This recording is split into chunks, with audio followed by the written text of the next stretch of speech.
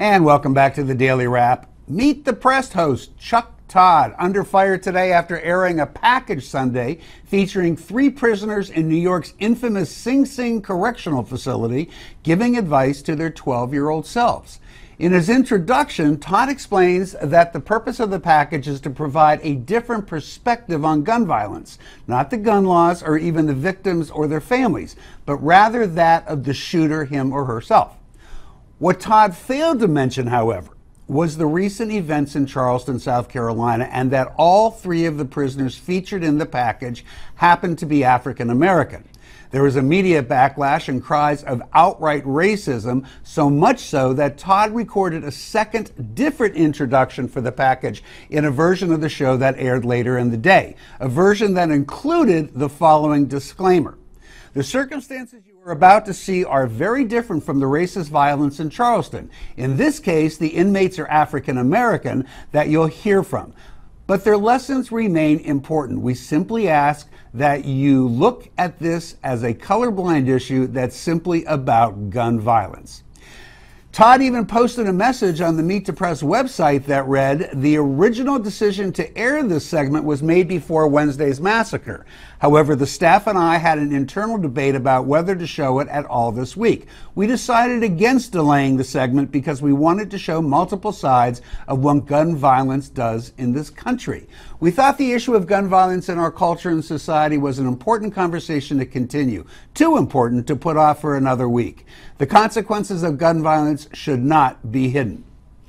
While it is true that the criminal perspective is often overlooked, the question must be asked whether this is a case of racism or just political correctness gone awry yet again, or that Chuck Todd simply needs a new and better staff. Heather Hansen. It is political correctness gone awry. Weapons arrests happen 5 times more often with blacks than they do with whites. So you're supportive of having run the piece? I think the piece was fine, and I think the fact that they had to apologize and then apologize again, I mean, these are conversations that we have to have and not be afraid to have. The truth is that weapons arrest rates are 5 times greater for black than whites. That is a fact. That is a statistical fact. Well, maybe 5 times greater, but you would think that if you're going to go up to Sing Sing, you could probably find you could probably find a white murderer too and bring them into the documentary. And that may well be the case, but perhaps the white murderer didn't want to talk about it, and we're talking simply about weapons arrests. It probably was more than just one. Right, I understand, but I don't think that they went up there looking for a certain race. They went up there looking for weapons arrestees. No.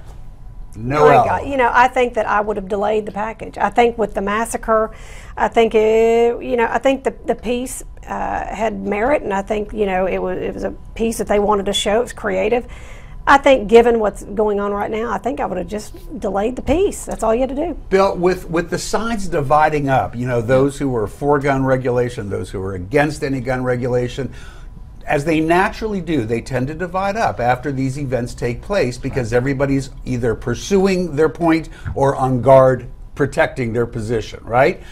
Did it make sense to run a gun piece knowing that that's the frame of mind of the audience? No. I mean, in my mind, no, I would have delayed the piece. And I'm coming from the perspective of somebody who doesn't believe in any gun control, and I think that this discussion takes us off point with what happened down in South Carolina. The thing that amuses me about this, and it really does genuinely kind of make me laugh, is that there was a brain-dead editor over there somewhere who didn't think to say, because this is TV, they're obsessed with pictures. They would have thought, they would have said, guys, wasn't there at least one white guy? Wasn't there somebody? Could we get this like a little more varied up here in terms of what we're presenting in terms of prisoners? That's the part, having worked in television my entire career, that I find the most amusing. Okay, so I would absolutely agree with you. I suspect you two might also. But let me ask this question. Heather might not agree, and we'll give you a chance to say why. But let's ask this question first. Assuming the editor missed it, okay? Yeah. Given the weekend that it was, to Noel's point, there's an executive producer, there are line producers, there's Chuck Todd himself. There's a lot of people who might have looked at this and said, this could be a problem. But there's always going to be a problem. And why are you looking on TV and looking for what color people are we going to present, rather who has the best story?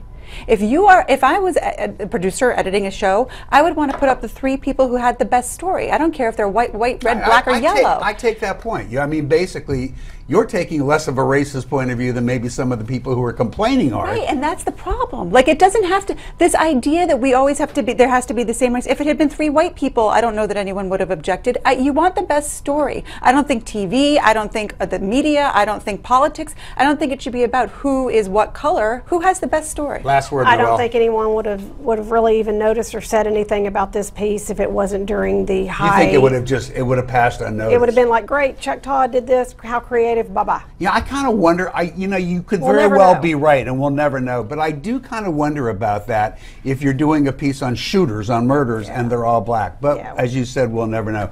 Coming up next, it's potluck time.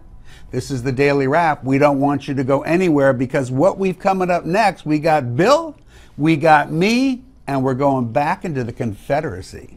Stay with us.